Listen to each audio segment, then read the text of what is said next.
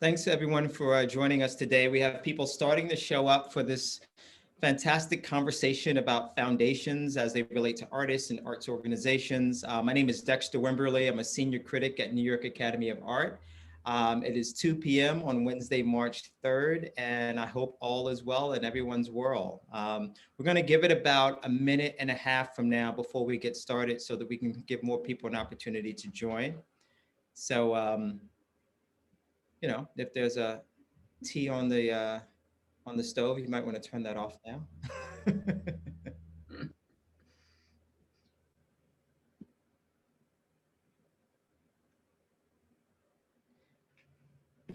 I'm actually anxious to get started. We're going to just go ahead and get started.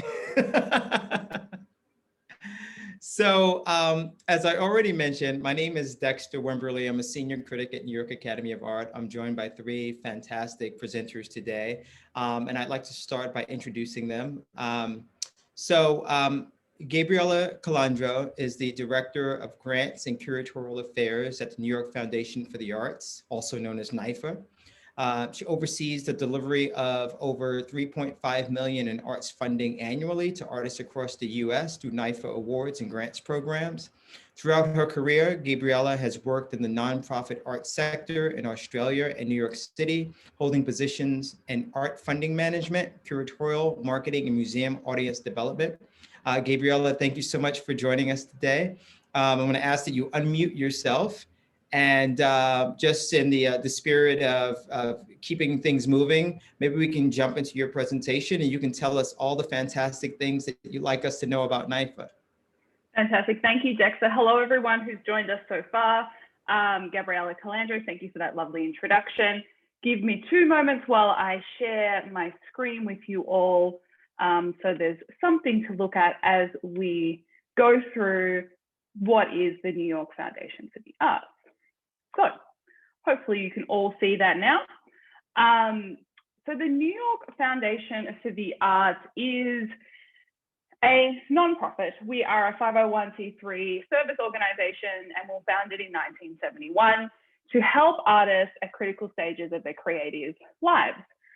We provide artists, emerging organizations, arts administrations and students with support, professional development tools, and other resources to help them achieve their creative goals, whatever they might be. And we do that through a series of different programs. We have the Awards and Grants Department, which is the department that I lead. We have a Fiscal Sponsorship Department, a Learning Department, and also Online Resources, which is a contribution of all of these departments coming together and making resources available to artists, arts workers, and the general public for free.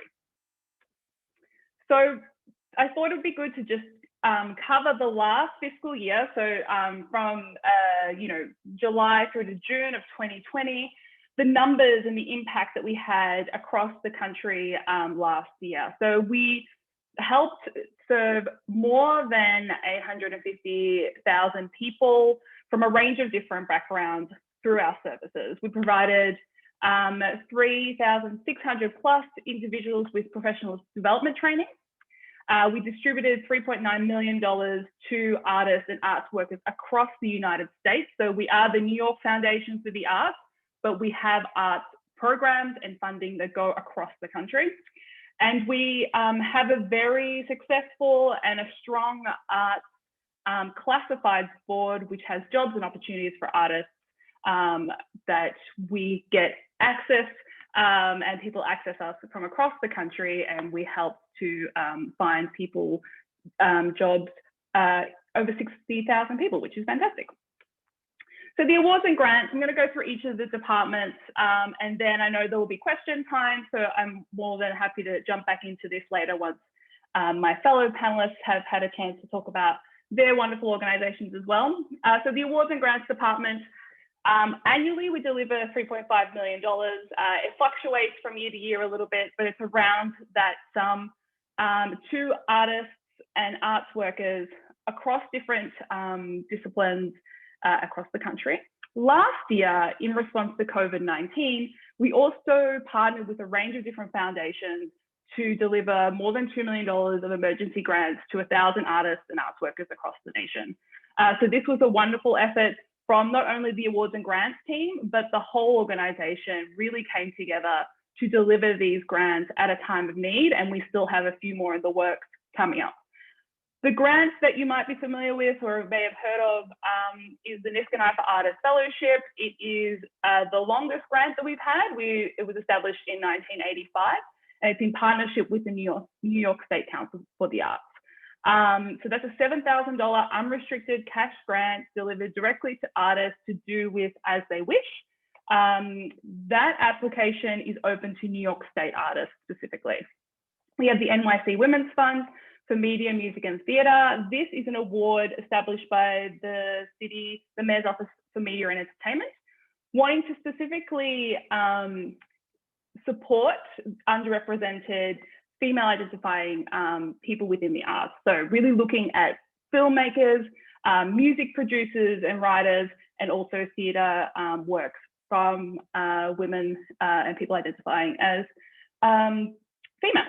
We have the Rauschenberg Emergency Medical Grant. This is a national award where we deliver up to $5,000 in emergency relief for medical expenses. We have the Canadian Women's Award and the Joy of Giving Something Fellowship for photographers. All the information that I'm presenting today and much, much more can be found on NYFA's website, and all of those have individual guidelines, so please do visit NYFA's website for more information, or like I said, happy to answer the questions as well. Fiscal sponsorship. This is something, if you know what it is, and because you're in the program, otherwise it can be a little bit daunting and it's not necessarily an easy one to grasp. So basically, it is an opportunity for artists and artist-run organizations to come under NYFA's 501c3 status, which means that you can apply for funding for your project to larger organizations that don't necessarily give funds directly to individuals, but need to go through a larger organization. It also means that you can source funding from individual donors, and then they get that tax exemption from being under the umbrella of a 501c3.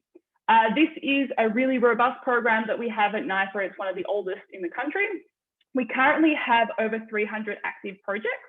And last year, we accepted an additional 60 projects into that program. So it's an ongoing program that we have, and it really is a fantastic way for NYFA to be engaged in these array of different arts projects that are happening, not only in New York State, but across the country. The Learning Department.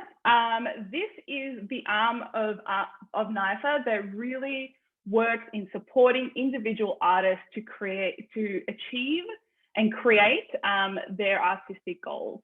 So it is professional development, it is one-on-one training for artists to really kind of hone in on the skills they need to be a successful entrepreneur as an artist. So we have a range of different programs that artists can engage in, or arts workers as well.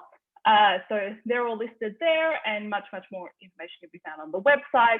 NYFA coaching is a really great one. If you have some one-on-one questions, you can sit down and actually engage with a NYFA staff person or the cohort of professionals that we have as coaches, and really go through whether it be applications for funding, residencies, or even job applications within the arts as well. And then online resources. I'm going to wrap up with this. I mentioned it at the start. This is a series of different resources, tools, and previous events that are available for people to access on NYFA's website. NYFA Classifieds, which is the Job and Opportunities Board, free listings for you to access their NYFA Current blog. This is such a dense and really kind of wonderful resource of past events that we've had, past engagements that we've had, that we kind of summarize and put on this blog. There's also great tools and information current to today. Every Monday we do like a blog post about finding jobs in the arts and motivating you to find jobs in different locations. So definitely do, if you haven't already, have a deep dive into NYFA Current blog. It's been going for many, many years. The other one I also wanted to bring to the attention to everybody online today, and that's the business of art. here we have a range of different resources that would really be appropriate for artists at different levels of their career and arts workers. There's some really great resources there, so do jump onto the NYFA website, which, here we go, www.nyfa.org to find out more. Very happy to answer any questions that you might have, but that's it for me. Thank you so much, Gabriella. I definitely have some questions myself, but when that time comes, we'll get to it. Great. So to keep things moving, I'd like to introduce Kate Gabriel. Kate is the Curatorial Affairs Director at Two Trees Management Company, a family-owned Brooklyn-based real estate development firm founded in 1968 that currently owns and manages more than 6,000 apartments and 3 million square feet of office and retail space throughout New York City. Since 2011, Kate has worked with Two Trees to develop their artists and education-focused philanthropic programs, engaging community stakeholders to create and support cultural programs and spaces that contribute to the prosperity of neighborhoods and local economies. So thank you so much, Kate, for joining us today. I'm going to turn the screen over to you, and I look forward to hearing what you have to share about what you've been up to at Two Trees. Thanks, Dexter. Hello, everyone. Let me just share my screen. Okay, so my name's Kate Gabriel. I'm the Cultural Affairs Director at Two Trees and the Volenta Family Foundation. So as Dexter said, Two Trees is a real estate development company founded by the Volentas family. And so the programs that I run kind of fall under the headings both of what we do with our real estate holdings and then what we do with in more traditional like grant making capacities. Oh, there we go. Okay, so the guiding principles for Two Trees are that successful development in New York City offers a wide variety of uses and serves diverse groups of people, which leads to developers, and we believe that developers and property owners must play a fundamental role in cultivating livable streetscapes. And so these things together bring us to what we believe is our civic responsibility to contribute to the prosperity of the city. And we do this by supporting initiatives that lead to dynamic and sustainable neighborhoods. We can break this down into a few buckets here. I think arts and culture, which is, I'll be talking about some of those programs today. Big Ideas for New York and the David Prize, which is a new kind of genius award for New Yorkers specifically. We have grants in education for public schools in Brooklyn, and then we're invested in parks and public space and thinking of those as community infrastructure and supporting their proliferation around the city and especially waterfront, reopening the waterfront to New York City residents. But going back to arts and culture, I think the two programs that are most significant to our talk right now are these two application-based programs that are open to artists. So one of them is the Sharp Volenta Studio Program, and the other one is the Cultural Space Subsidy Program. And these are two programs that make studio space available to artists at two different levels. So first we can go through the Sharp Volenta Studio Program. You might have been familiar with the Murray Walsh Sharp Art Foundation Space Program, which was founded in 1991.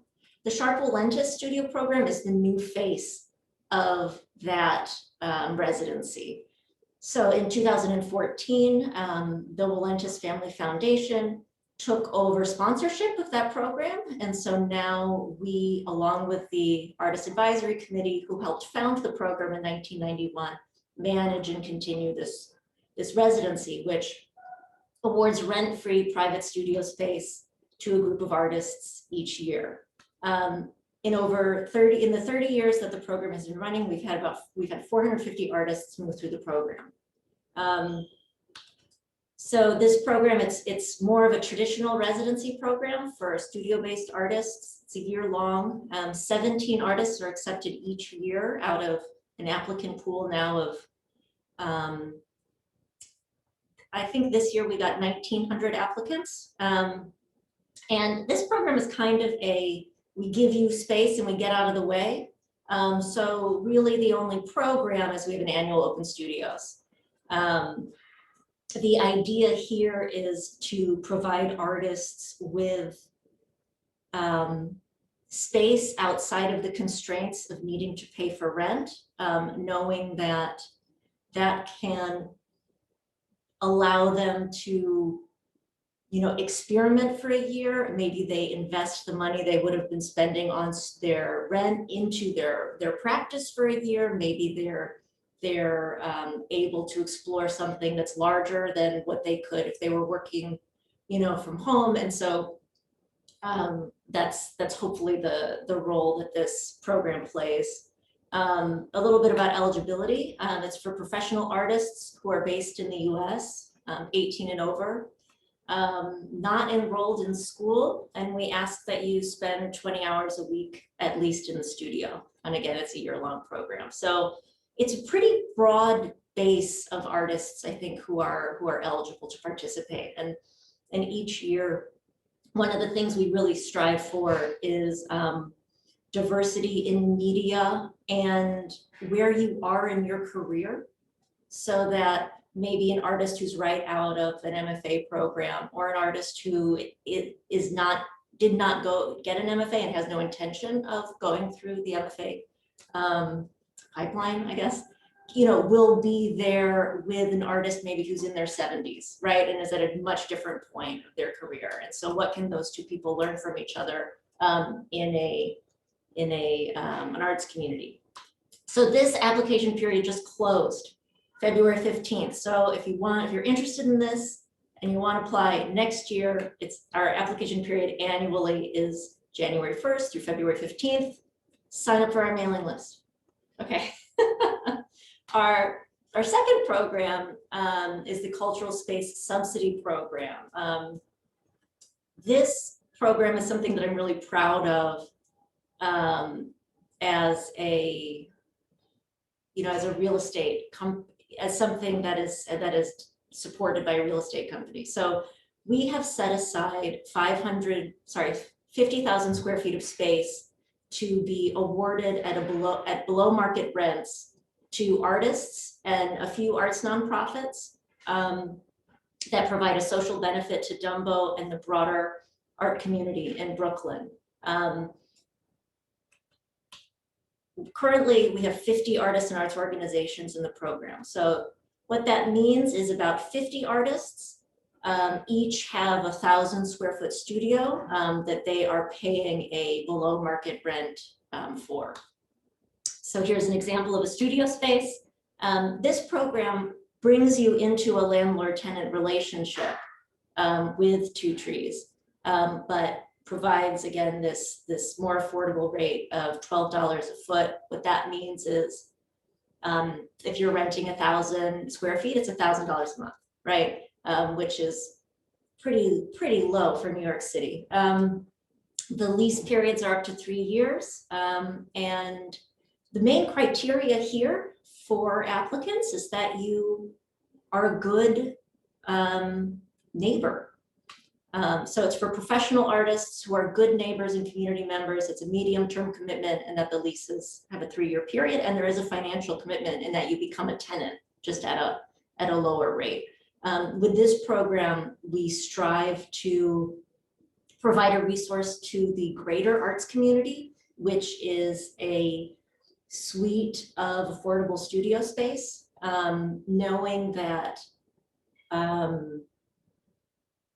artists who have time to work and who can, build, I guess, with the main thing that we're looking for being artists who are generous and good community members. We're hoping that the reach of the program is broader than just the folks who are in the studios in their engagement with the broader arts community, maybe with running crit groups or having a lecture series or whatever kinds of things that having a studio allows them to do in their engagement with their art peers, I guess. So this program, the application is going to be open in May, deadline of May 31st, and the leases will start in early 2022, ending in 2024 for this new cohort. So if you're interested in that, just watch us at this link, bit.ly/2trees-CSSP for Cultural Space Subsidy Program. And that's it. Yes, thank you. Thank you so much, Kate. So we're going to switch gears a little bit here because I think after I introduce Helena, I'll be sharing my screen. But so Helena Huang manages the Art for Justice Fund established by art philanthropist Agnes Gunn in June 2017 and administered by Rockefeller Philanthropy Advisors. The $100 million 5-year fund is dedicated to ending mass incarceration in the United States through criminal justice grants in support of high impact campaigns in the justice sectors and the arts.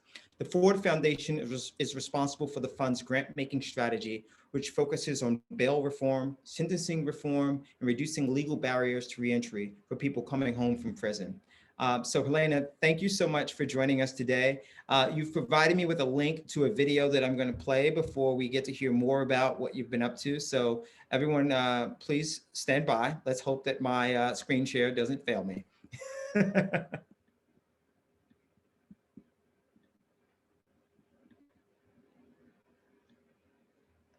see.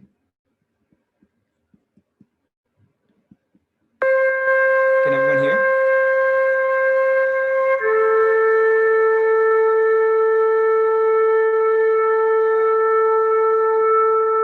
I think that we're living in a society that, to a large extent, is pop. I think it's one of the facets of our society, and it's one of the facets that hasn't existed before. Billboards, television, radio, all of our environment seems to be made up partially of desire to sell products.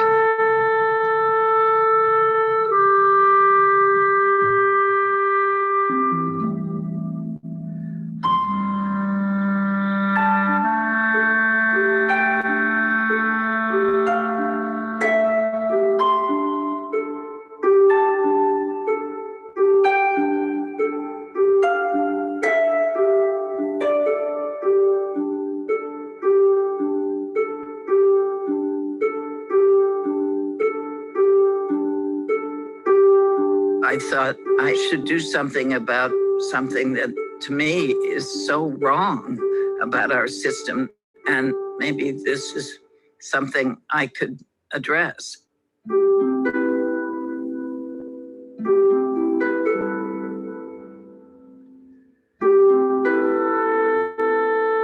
There's like a stigma connected to like you coming from prison and you're like this monster, especially like when you're black. And like you have to do a lot like to try to change it. But some people just won't allow themselves to view you as who you are, who you became. So my whole goal was like knowing that I was like a felon, that I wouldn't be able to get jobs easy and stuff like that. So I wanted to learn art and I like educated myself, taught myself how to read and write and stuff like that. And then started going to the library and getting books on art. And it's like all I did. Like dudes would lift weights and play chess. And I was like the art guy, just pastels every day, all day.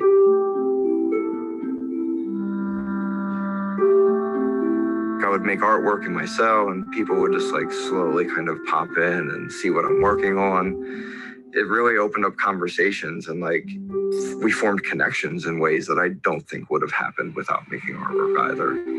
I'd be doing a portrait or something for my son, and then someone else would come in and start talking about their kid, and like it immediately cut through all the bullshit.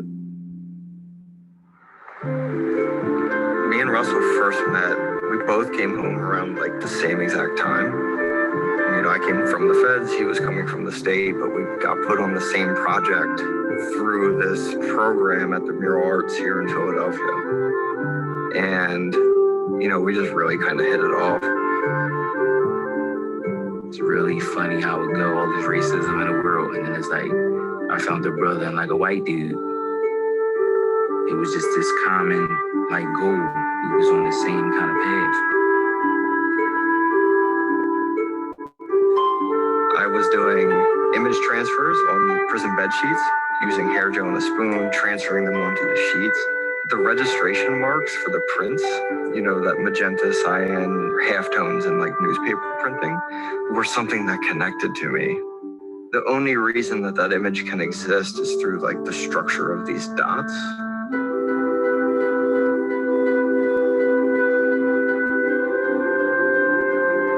Well, 5 is next. Warhol, silver Liz. Mark Rothko, orange, red, yellow. 64 Liechtenstein. Jasper John's flag here. 35 million. 36 million.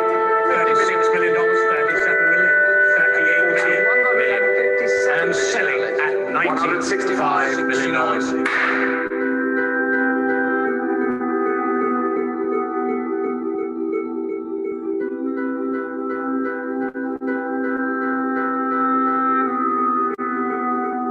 I use a mirror to see the painting reversed because I've been working on the painting so long that one gets used to everything in it. And when you suddenly look in the mirror, the things that are wrong to you seem to be more emphasized. It's just a sense that a line has to be changed, and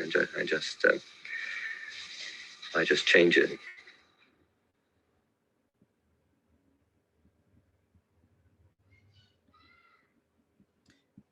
Well, thank you. That was a great video. I'm so glad that you shared that with us, Helena. So if you could unmute yourself. Great. Thank you so much. Thank you, Dexter. Thank you, everybody. It's great to be here. I'm Helena Huang, and the director of the Art for Justice program. And every time I see that video, I'm just, reminded of so many things. But one thing is just Agnes Gunn's incredible sense of timing. I think that many of us, and I'll just say, I'm kind of a long time funder in the criminal justice space, and then I happen to come from a family of artists. So Art for Justice has been a way to kind of integrate a lot of aspects of my life. But one of the incredible sense of timing that Agnes had was to just be moved by art. The story goes, if you don't know it, that, she went with friends to see Ava DuVernay's 13th, the documentary film, making the connection between slavery and mass incarceration. And she was so moved by this piece of artwork that she went home and literally said to her longtime philanthropic advisor, I must do something to end mass incarceration. And the story goes that she was told, Agnes, you're an arts philanthropist. You don't know anything about the criminal justice system. You should go back to bed, and tomorrow we'll talk about other things. And she said, no, don't tell me no. And if, I will call somebody who will help me figure out how to do this. And so within no time, she'd reached out to her longtime friend, my boss, Darren Walker, president of the Ford Foundation. And Darren said, Agnes, if you're really serious, there are absolutely things that you can do. And, with that, she sold her beloved masterpiece from her mantle that had hung there for 25 years. As you know, she sold it for a handsome price and then dedicated $100 million. And really was a throwdown, was a challenge to the philanthropic world. It was a challenge to other art collectors, and it was an opportunity for many of us to begin to kind of do the work that just at that moment in 2017 was really beginning to gain bipartisan support. There was new leadership kind of in the movement. There were new opportunities. And so with a significant commitment, she came in and demonstrated what one person can do. when so moved. And as a result, we've raised, an additional $10 million from other art philanthropists and artists who have wanted to join Agnes in this work. And again, I think none of us could have imagined in 2017, as much as we knew that we had some unique opportunities to dismantle the criminal justice system and to begin to decarcerate and bring people home, that what would happen in 2020. And the combination of the pandemic and George Floyd's murder and the reckoning that this country has been in the midst of ever since. And so all of that has kind of revealed in sharp relief what we know to be broken, terribly broken in our criminal justice system. And in fact, just this morning, I was on a Zoom call that was quite joyous. One of our grantee partners, a young woman named Ebony Underwood, has been working to promote an organization that brings together children of the incarcerated to fight for the release of their parents and to help us all to recognize just that when you incarcerate somebody, it is not just one person that you're incarcerating, but the entire family and all of the consequences that we bear. And after being in prison for 30 years, just this morning, we all got to welcome her father. Bill Underwood came home. He was granted clemency on Martin Luther King Day, as it happens, after spending 30 years in prison on a mandatory sentence at the federal level, which means he never had parole. The opportunity for parole. So I share all of this to say that, in a relatively short period of time, with an enormous amount of other support and actors, Agnes and the Art for Justice Fund has been able to be catalytic. And I think that what is unique about the work that we are endeavoring to do with her support and the support of others is really bring artists and justice advocates into the same community and to kind of build out those relationships and that synergy. And we often talk about kind of the alchemy that happens. A lot of our activists are kind of, hard scrabble lawyers. They've been at it for a really long time.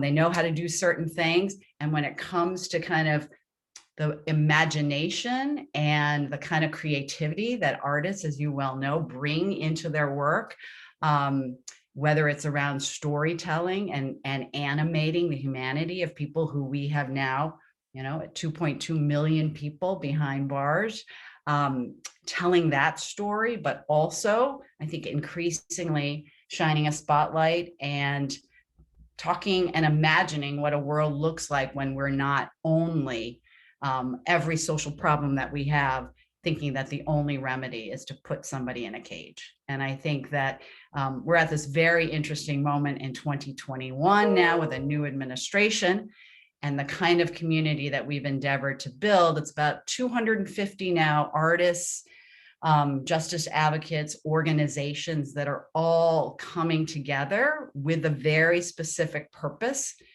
to reduce the numbers of people in prisons and jails and really to transform our communities and our understanding about what it means to keep all of us truly safe. And so I will stop there. I'm really eager to hear the questions and to respond to the questions, but it is an exciting time, as it is a daunting and challenging time, but I can't say enough about what is possible and what I now see is possible with artists and activists and allied donors coming together to really attack an issue that we know is just been a long time in coming. So let me stop there and thank you for this opportunity.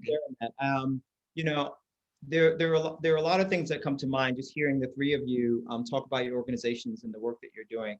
I often tell the artists that I know, artist friends, art doesn't exist in a vacuum, and artists are, people who have to interact with society and for better or for worse. And society is filled with so much injustice, and artists will either be, the victims of that injustice, or they can be crusaders to help right some of those wrongs. And no one dictates what side of that someone wants to be on except the individual. The connection between artists and social justice is something that I've been personally very interested in over the years. And so it's just great to hear everything that the Art Justice Fund is up to. And I've met some folks from the Ford Foundation, and I know the great work that Agnes Gunn has done over the years. And years ago, I was at Independent Curators International, ICI, as the Director of Strategic Planning, and Agnes Gunn was very supportive of ICI's work as well. And then NYFA, I'm very interested in something you talked about, Gabriella, because I think that it's one of those factors of what NYFA can do for an artist organization or even an artist that I don't think a lot of people know. So for example, I'd imagine that a lot of people joining us today are artists, right? They may be younger artists, older artists, it doesn't matter. And artists can sometimes see themselves very independent and sometimes isolated. And you talked a bit about fiscal sponsorship, right? And the reason I want to come back to that is because I don't think a lot of people really understand that if you are, and in the case of NYFA, you may need to be New York based, but if you're an artist and you have a project that you've started, or if you have an arts organization that you've started, but you haven't been able to actually form a nonprofit or 501c3, but you want to tap into some of the resources that are available to nonprofits, that you could apply for that kind of relationship with NYFA. And I know you talked a bit about it, but I think it's worth maybe another minute or so to just talk a little bit more about the mechanics of that, because it empowers, it's an opportunity for empowerment that I think more artists need to know about. Definitely. It gives you an opportunity to sit at that table for funding, for opportunities that you might not be able to do on your own as an individual. So fiscal sponsorship for NYFA, you can be anywhere in the country as long as you have a project in mind that has a budget of over $15,000. You apply to us, and it has to be arts focused. You apply to us, and their application process every quarter.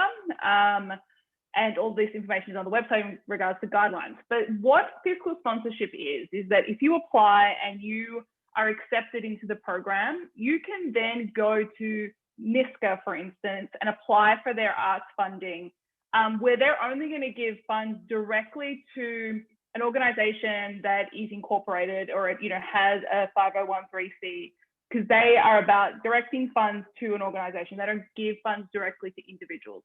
Whereas NYFA, with our grants, we give funds directly to individuals, so you don't have to have a fiscal sponsor to apply for our funding. But if you apply for this fiscal sponsorship and you're in the program, then we, the fiscal sponsorship team will help you apply for those grants. They'll look at your applications, and you become part of a cohort that you can connect with as well. So that is a great opportunity to extend your network, to learn from one another, and really be part of a program that, is supportive, particularly if you're emerging or an early career artist, or you have like this newly forming arts organization. It really allows you to kind of network in a safe environment where our main aim is to help you succeed. And we give you resources, we run events specifically for those funded projects. We have a lot of films that are in that project cohort, so that's really wonderful as well. So there's lots of media arts related content. So once you're in the program, we're able to give you all of that access to all of those wonderful resources. We don't give you money we're not giving the people money specifically, but we're helping you fund and find opportunities to fund your project or get that idea that you have off the ground. And it doesn't matter how long it really takes. There is no end process. So it can be a long relationship, or it can be a really, really short one. And we're here to help you. Yeah. That's great. That's great. And Kate, needless to say, it's expensive for artists to get studio space, in most places, let alone New York City. I mean, that's a whole nother, ball of wax. And so I'm quite curious to know, in terms of the programs that you mentioned, you know, you guys, is there some plan, you know, this might be a bit insider, so you may not be able to answer this, but is there a plan to expand? I got to imagine that the demand for low cost studio space has to be off the charts. Yes, it is. I think that the way that we responded to the pandemic immediately was that our current grantees were given another year. Their programs were extended. So our program, right, the Sharp Volenta Studio program is a year long. The pandemic hit and the, you know, pause stay-at-home order hit in the middle of that year. We said to those artists, you know, you have to go home. We can't be in this, we can't be in proximity and be safe. But you know, you will come back next year because this is kind of upending this this opportunity. And the same with the Cultural Space Subsidy program. That's a 3-year, again, program. And since everyone had to go home, we extended those folks for another year. In terms of a like additional or longer term response to the you know, the economic fallout from the pandemic, specifically on the arts sector. A lot of our work right now is with our arts or partners who are arts organizations.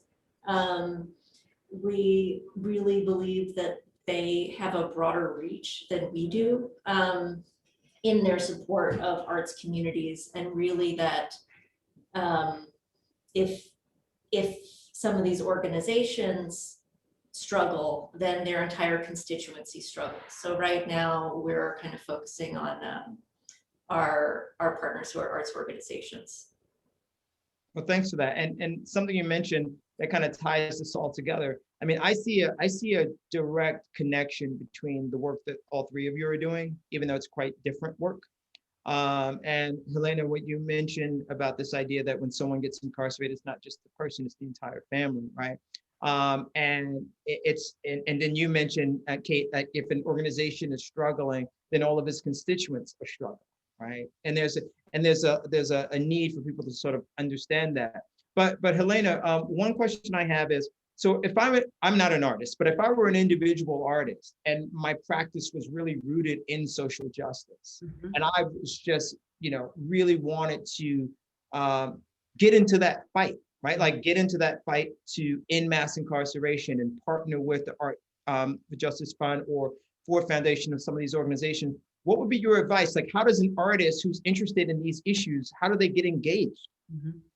It's a great question. I think we all know that, that the work is complicated and we need as many intersectional solutions and approaches as possible. And I think that for artists who bring their unique skill set to partner with advocacy organizations to find ways to understand what it means to advance public policy, and to figure out, how do those issues kind of affect or inform kind of the artwork? I think many of the artists that we have tapped to be fellows of the Art for Justice Fund are those who, their practice has been to be embedded or to engage with advocacy organizations. And so they have been trying to answer that question for some time. And so their work, kind of the fruits of their work, have become more apparent. And so they end up kind of getting tapped to apply or engage with Art for Justice. I think likewise, we value lived experience in the criminal justice system. And so, if we've made 250 grants to individuals and to organizations, a third has gone directly to people who have either been formerly incarcerated themselves or family members or are survivors of violence. And so, that's a premium. And again, I think that people who bring that lived experience, their work is necessarily integrated and intersectional. And so I think that's what I would counsel. Thank you. Thank you for that. I'm going to switch gears a little bit here. So back to you, Gabriella. So a lot of artists see themselves as small businesses and a lot don't, right? They to kind of make the distinction between, I'm just, I'm a creative person, I make my work, and what happens after that happens. And then some artists are very entrepreneurial and they're like, I'm an artist, I'm a business, I have my studio, I have my P&L, I run it like, no different than IBM or an ice cream parlor. I'm just running my business, right? But even with that said, I think there are a lot of artists that don't necessarily understand the resources that are available to them, the financial resources that are available to them. So right now, there is the second round of the Paycheck Protection program going on, the PPP loans. And the reason I bring this up is that I've been in lots of conversations with other business owners, small and large, about like what this new round of PPP means. And so one of the things I just wanted to talk about today, and I don't know if you have some like opinion on this or if that's been any talk within the circles of your office, so any individual who receives 1099 income, just 1099 income, is actually eligible to apply for a PPP loan if they have a Schedule C filed with their taxes, right? A lot of people don't really understand that you don't actually have to be like a brick and mortar, business selling whatever you sell. I mean, do you have any insight on that or any discussions have been going on? Yeah, no, that's fantastic news. I wasn't aware of that. I did hear, in regards to the way that NYFA supports its constituents, though, we would definitely open up conversations to allow people to like discuss that with each other. And at the very start of the pandemic, one of the things that we did do is we had these open forums because we noticed that a lot of artists and arts workers were feeling, obviously, as many of us were, very isolated, and they just needed a place to come and talk. And particularly, we have a large cohort of immigrant artists. We have an immigrant artist program where we support artists who are new to the country. And so it was really important for these people where the communication for a very long time was not getting out, particularly those who have, who don't speak English as a first language, particularly in their home environment. And so having that opportunity for them to talk to one another and be in this like safe environment was really important for them. But it's great to hear that, someone who receives a 1099, which many artists do, because many of them are freelancing. One thing that we did see through the emergency grants that we administered is the number of arts workers that there were. And as we know, one of the biggest areas in New York City that's been disrupted through the pandemic are obviously arts and arts workers. I think it was, there was an article that came out that's like 66% of arts work has been lost over the year, which is, amazing because of how, that number, but it's not at all surprising. And I bring it up because, as I mentioned about like everything being interconnected, and I know we're getting toward the end of time here, but I just wanted to kind of like stress this because it's something I've been talking about a lot. And I feel like for anyone who's, joined us today, that's also sort of like we're all dealing with our own version of the current scenario, right? Depending upon what's going on in your life. So, I know that filing taxes is one of those things that sometimes, not just artists, but a lot of people are like, oh, to file my taxes. But actually, as an independent contractor or artist who gets 1099 income, filing your taxes is actually the only way that you can actually get access to the resources that you need during these times of crisis, because the first thing someone's going to want to see if you're asking for a loan or a grant are your tax returns. Right? Does NYFA actually offer any tax-related workshops? I think that we have in the past through our learning programs. We do have a lot, which is like an extension of our Artist as Entrepreneur. So there's a boot camp that happened, which is like a weekend intensive for artists to actually engage from everything from like learning about arts law to marketing, communication, and then tax components as well. I think I mentioned at the start during my presentation, there's a section on NYFA's website, the online resources. The business of art, that there are some things there about tax, arts law and arts tax, I'm pretty sure. We as an organization don't ask for tax information. So particularly in our emergency grants, we, we wanted to get the funds out to artists as soon as possible. Right. We, we leave that up to the artists. We're about giving you the funds, and we wish we had the resources to advise on more in regards to tax, but we just don't have those resources to do that. So we, help you as much as we can in leading you in the right direction. But, what I can say is that it is really important to keep all those documents together and to think about, if it, filing and keeping that stuff all in check, so that if you are asked for that information, regardless of, what it's for, so you have it ready to go. And I think that applying for grants, applying for resources, residencies, which I'm sure Two Trees has many questions from their applicants about what you need to apply. I think that having a strong portfolio and keeping those things in check is just another thing that artists can do to help them succeed. And it's, just good practice to keep all your files together and keep everything in check so that when you do find an opportunity, you can quickly apply and keep that ball rolling and not feel like you can't apply and then have to wait 12 months, a year, or whatever it is. So yeah, keeping things in check is really important.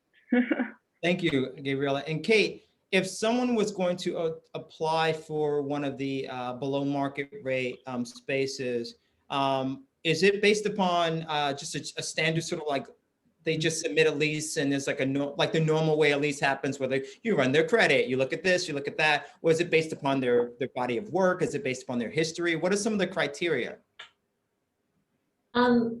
So there is a little bit of the normal leasing process, but the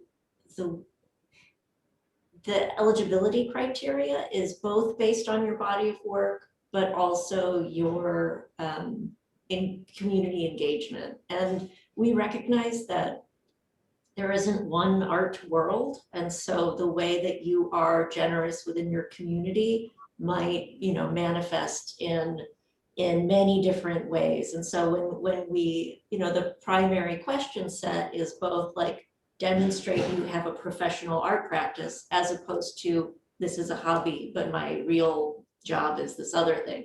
I'm not saying you have a day job, having a day job is fine, but if like art is a hobby and not your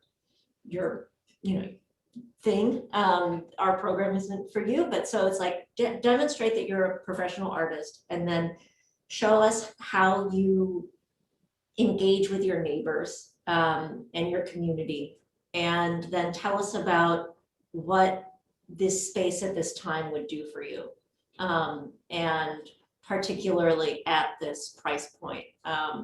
So for example, we've had folks through the program who perhaps became the primary caretaker of a ailing parent, or caregiver to an ailing parent, and that really hit their finances. And so now they are like looking for affordable studio space. Like that's a way to talk about financial strain and need. I guess that could be, but it doesn't only need to be like I was hit with something that I wasn't expecting. But anyway, it's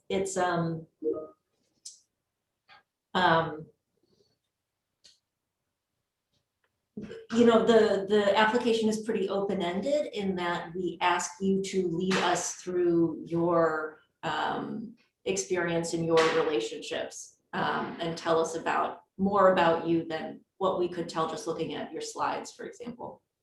Well, that's important to point out, and I think that making it clear to people that applying for below market, I know affordable is a relative word because affordable to one person is not affordable to another, so I won't say affordable, but applying for below market space for your studio, I find that oftentimes people think that there has to be a sort of like sad story that comes along with your application.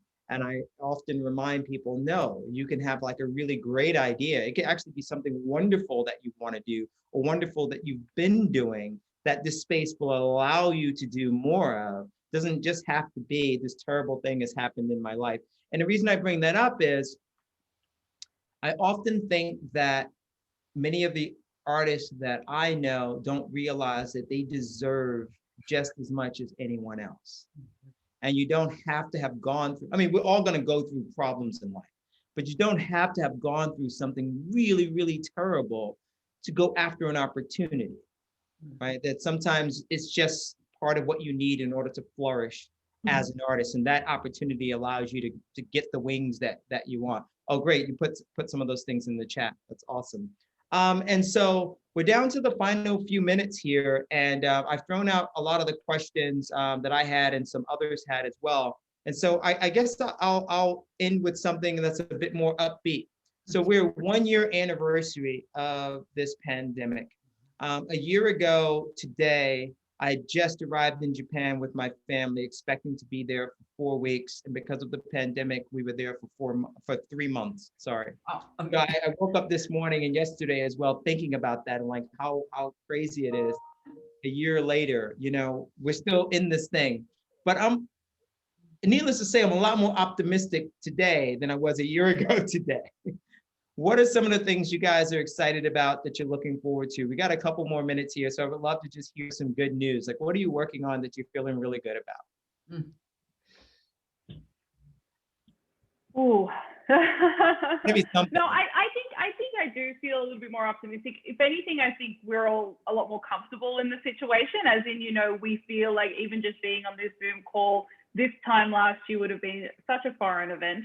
And now I can't even count how many Zoom calls I've been on in the last year. So I think like that, and the opportunity for what that means for connecting in the future.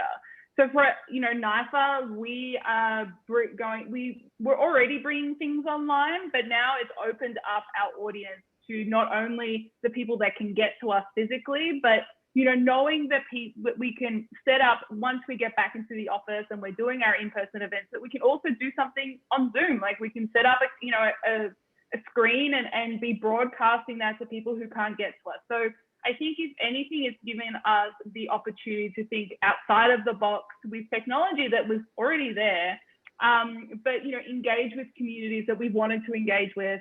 I think on an accessibility level as well, it's really allowing us to think about, you know, offering our resources with closed captioning, or offering our resources to, you know, a new audience that we've always wanted to engage with, that we were finding, you know, that we felt that there were limitations when really there weren't. It was just like we needed to be pushed into the direction that we're in now. So I think there are some really great things to come using these technologies that now we've become so accustomed to. So I look forward to, you know, doing this hybrid thing when we become a little bit more, you know, mobile. Thank you. And Helena, you're kind of already given us some good news about the gentleman who was released, you know, recently. I'm sure there's something else that you're looking forward to as well. You know, I will just say, I think given what we have all been through this last very difficult year, there's a level of consciousness. I feel that, you know, many Americans are kind of their eyes are open to the kind of injustices in our society in a way that hasn't always been the case. And I do feel like we have this kind of particular moment with a new federal administration to, you know, move beyond kind of Band-Aid and piecemeal public policy. And I think that, you know, we've got young leaders, Black Lives Matter, and other, you know, organizers in the states that are going to really are pushing. And we've got some good allies kind of in different positions. And I think it remains to be seen whether we can, you know, do better. And I am hopeful and feel like artists and activists have such a unique contribution to make in this moment that could be really transformative for all of us. So I am hopeful. Thank you so much. And how about you, Kate? When I think about our organizational focus, specifically related to arts and culture, being on supporting arts in New York. I know that a lot of artists have left in response to the pandemic, or are considering leaving. And part of that is because the way that folks had managed to like cobble together a way to be here no longer was sustainable. And the economic fallout from the pandemic kind of made that clear. I think that this is supposed to be optimistic. I'll get there. I think that also happened with galleries and with other presenting organizations. And what I have been heartened to see is kind of from the conversations that Gabriella mentioned, is people seem to be working on a new way of being artists in New York, being arts organizations in New York, responding to their constituencies, identifying what their needs are, and figuring out how to collaborate and advocate for them. And I don't think we're quite on the other side yet. So I think we're still in that period of figuring it out, but I'm really looking forward to what it looks like when we are all able to be in proximity again. Well, thank you so much. I'm looking forward to it as well. I want to thank the three of you for joining me today. This has been a lot of fun. It's been very informative. And I want to thank everyone who joined us as well, from wherever you are in the world. Again, my name is Dexter Wemberly. I'm a senior critic at New York Academy of Art. And today's conversation was with representatives of three fantastic foundation/arts organizations. And we will see you next time. Everyone have a great day. Stay safe and have a great spring and summer. Yes. Be well, everybody. Thank you. Bye. Take care.